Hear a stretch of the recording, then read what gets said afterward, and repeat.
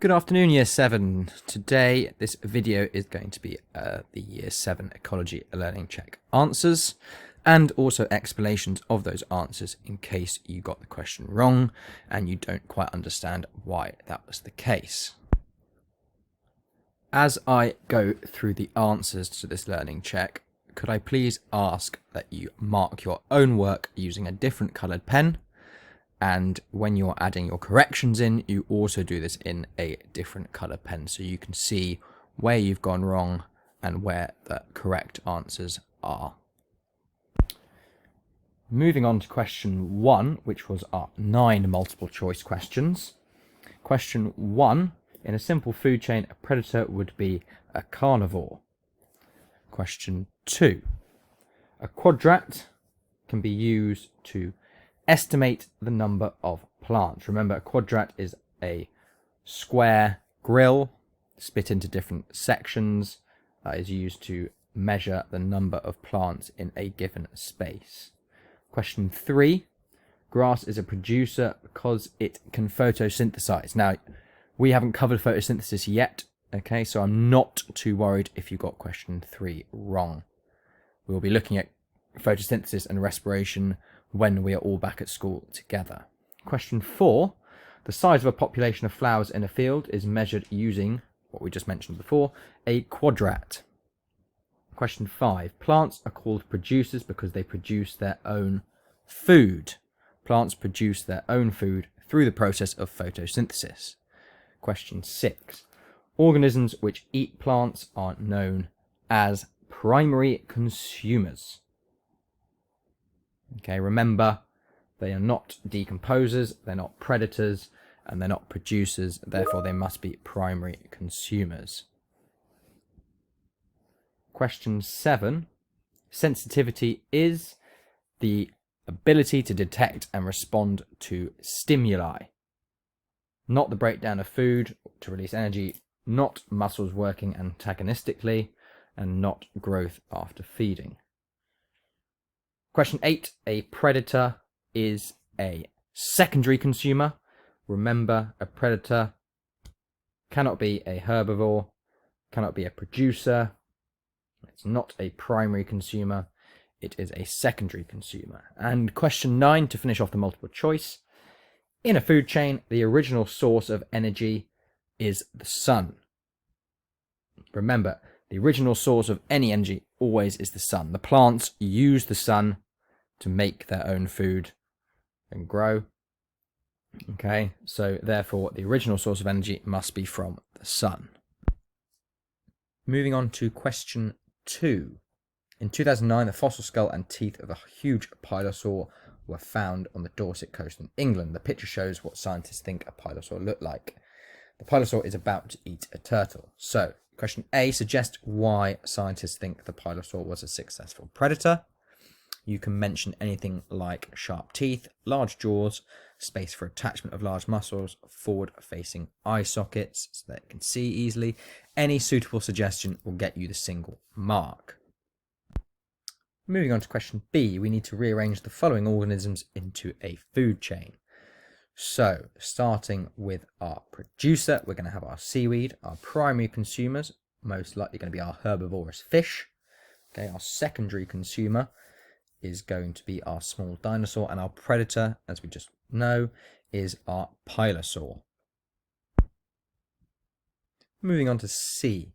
It says pilosaurs were reptiles similar to crocodiles. State 2 features of reptiles. So now we need to think about what specific aspects of reptiles that make them reptiles. So any suitable characteristics of the following.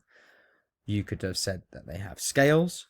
You could say that they lay eggs with leathery shells, if you want to add extra information. Or you can say that they are cold-blooded. Moving on to question D, we need to look and suggest a reason why animals which live in water can grow larger than those which live on land. Okay, again, any suitable suggestion can get you the mark, but they are looking for things such as water can support heavier animals, bones cannot support the weight of heavier animals on land, You can mention that there's a more abundant food supply in the sea, and so on. So 1 mark, any suitable suggestion. Part 2 of this question asks you to suggest 2 ways in which a blue whale is adapted to its environment. So, blue whale can have anything from blubber for insulation, it could have large lungs, a large tail fin for diving. Okay, so you get 1 mark for each valid point. Again, any suitable suggestion will also get you the mark. Moving to question 3, which is looking at wolves. And it says wolves are carnivorous mammals which used to live in woods in the Highlands of Scotland until they were hunted to extinction about 250 years ago. Okay, it says packs of wolves hunt large animals, especially deer. Deer obviously are herbivores and they feed on grass and the leaves of trees. One of the consequences of the extinction of wolves in the Highlands of Scotland has been the destruction of many of the woodland trees. Question A asks you to draw a food chain for this highland ecosystem. So you need to start with trees, then draw an arrow to deer, and then draw another arrow to the wolves. That gets you 1 mark. II asks you to suggest how the extinction of the wolf could have led to the destruction of the woodland trees. Well, it says that the extinction of wolves leads to an increase in the numbers of deer. Okay, obviously, if there are no wolves that are eating the deer, then the deer population can continue to grow.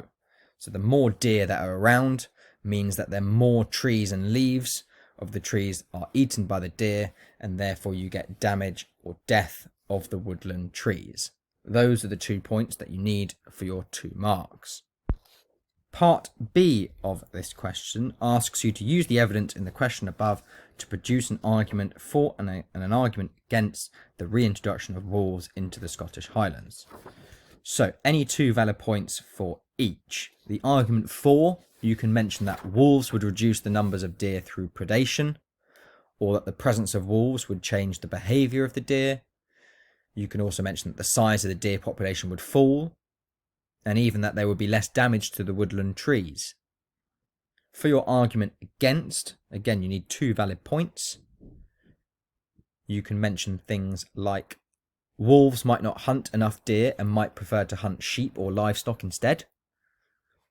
Or you can say that this would not help improve the woodland. And you can also mention that this would even harm local farmers. Any 2 valid points will get you the mark. Moving on to question 4 now. Hugh and Will love playing cricket. One afternoon, Hugh commented to Will that over half the pitch was covered with dandelions. Will replied that this was an exaggeration and suggested that they measure the number of dandelions. Write down the name of the apparatus which would be used to estimate the number of dandelions on the pitch. Obviously, this is going to be our quadrat. That is how you measure the abundance of plant species in a given area. The boys counted the number of dandelions in 1 metre squared sections of the field. Below is the table of their results. So for BI, where you need to calculate the average number of dandelions per metre squared, what you need to do is add up the number of dandelions found, which brings you to your total of 144. They've made 8 samples of metre square, so 8 metre square, so you need to divide the 144 divided by 8, which will give an answer of 18. Okay, so your answer is 18 dandelions per metre squared. Moving on to II, the cricket pitch is 1500 metres squared.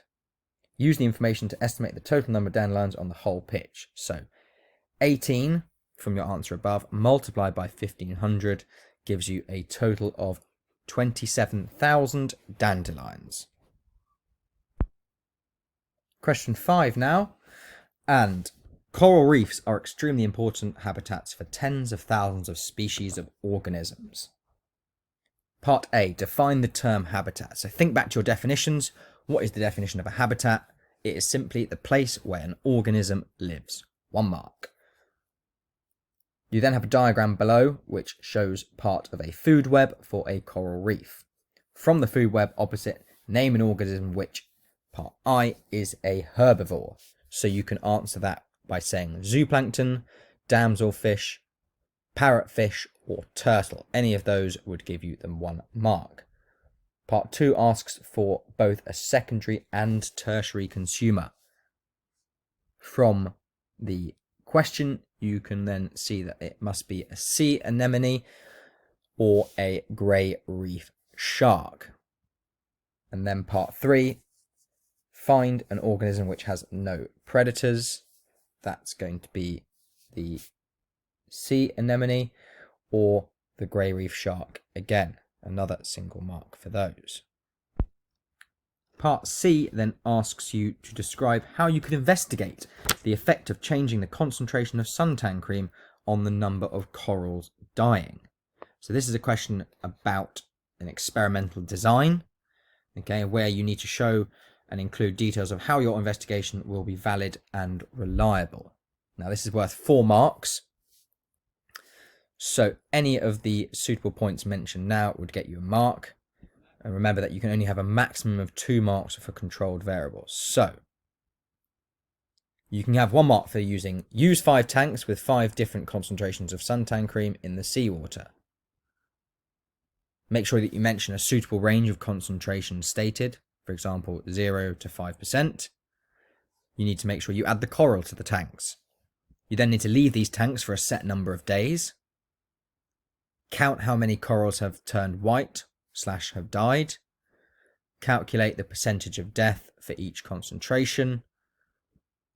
Control variables mentioned, e.g. the same temperature of the water, the mass of coral is the same length of time in the tank, the same seawater, any appropriate variable to be controlled. Remember, you can only have a maximum of 2 marks from all of that list.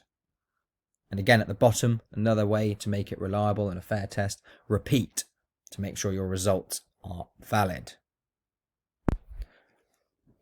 Okay, looking at question 6 now, we are looking at tigers disappearing from Siberia, where there are only roughly around 300 left.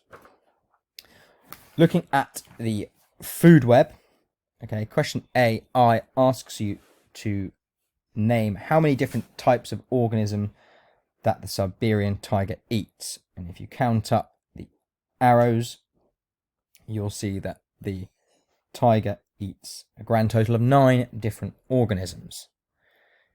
II asks you to name a producer in this ecosystem, so you can either mention caribou moss or dwarf willow. Either answer will get you the mark, but you cannot mention the word fungus.